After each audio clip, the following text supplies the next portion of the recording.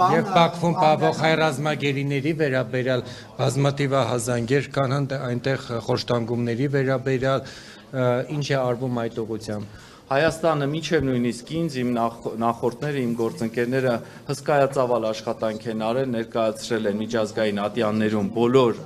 բողոքները, դիմումները, ես նույնիսկ ավելացնելու բան չեմ կարողացել, որովհետև այնպիսի որակյալ աշխատանք է կատարված եղել մինչև իմ այս պաշտոնում հայտնվելը, որ ուղղակի մենք պետք է սպասենք արդեն այլ գործընթացների։ Մեր ներկայացուցիչի գրասել, օրինակ դատական ատյանների որոշումներին համապատասխան, էլի միջազգային ատյանների Նաև պետք է սպասենք արդեն խաղաղության գործընթացի զարգացումներին, դիվանագիտական են մեծ աշխատանքին, որ այսօր կատարում են մեր մի շարք կառույցներ, արտաքին գործերի նախարարությունը, մի շարք հատուկ ծառայություններ եւ այլն։ Թույլ տվեք այս հարցով որևէ այլ բան չմեկնաբանեմ, որովհետեւ մնացած ընթացիկ բանակցությունները իրենց տիրույթում են։ Իմ տիրույթում է միայն հետևել, որ մեր միջազգային վեճերը, որոնցով մենք բարձրացրել են գերիների այդ ցավոտ հարցը եւ անհետ կորածների հարցը, ի վերջո ստանա դատական ճիշտ արձագանք։ Օգոստոսի 8-ին ստորագրվել է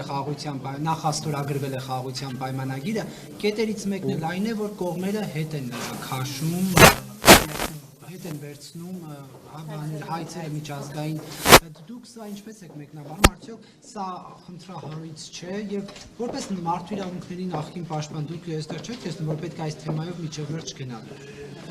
Շատ լավ հարցադրում է, բայց այստեղ ես խնդրահարույց տեսնելու հարց չունեմ։ Ես ամենօրյա ռեժիմով աշխատում եմ, որպեսզի այն վեճերը, որոնք մենք ունենք միջազգային ատյաններում, իրենք լիարժեք այնտեղ ներկայացվի Հայաստանի շահը։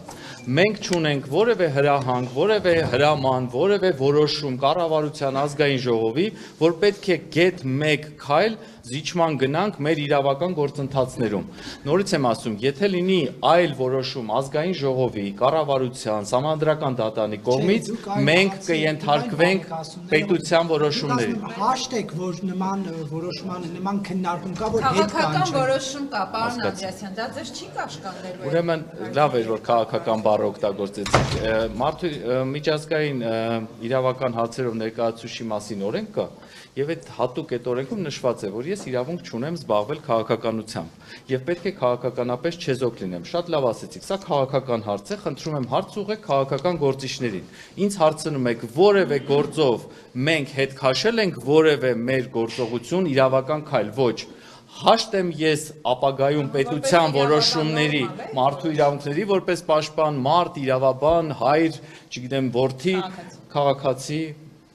ես հաշտ եմ այն ամենի հետ, ինչը իշահ կլինի մեր Հայաստանի Հանրապետության եւ մեր մարդկանց։ Որոշելու են քաղաքական ուժերը եւ ինձանից շատ ավելի բարձր կառույցներ, ինչպիսին է օրինակ ազգային ժողովը,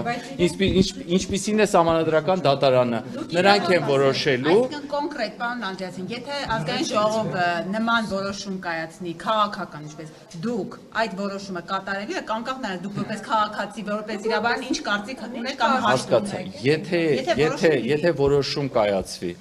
որը որ ես պարտավոր եմ կատարել ըստ օրենքի եւ ըստ իմ խղճի եւ ըստ բարոյական բոլոր հնարավորությունների, որտեղ դու եթե պաշտոն ես զբաղեցնում եւ այդ պաշտոնի համար հստակ գրված է, որ քո գործողությունը որևէ միջազգային ատյանում որոշում է վերադաս մարմինը, օրինակ ազգային ժողովը կամ կառավարությունը, դու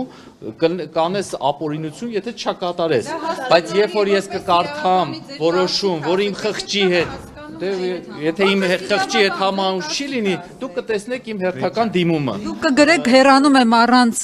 սկանդալի եւ առանց մաղձի։ Կհեռանամ այդ անգամ։ Եթե լինի այնպիսի մի բան, որ ես կարիք ունենամ, անհանգստանամ իմ պետության շահերի համար, իհարկե կհեռանամ սկանդալով։ Կա Նիկոլ Փաշինյանի լուսանկարը ձեր այս նոր աշխատասենյակում։ 2022 թվականից նախարարի իմ պաշտոնից հետո, քանի որ անընդհատ զբաղեցրել եմ ապա քաղաքական եւ կառավարությունից մի դեպքում լրիվ անկախ պաշտոն, իսկ այս դեպքում ապա քաղաքական պաշտոն, աշխատում եմ հեռու լինել սահմանադրությունից եւ միջազգային իրավական նորմերից։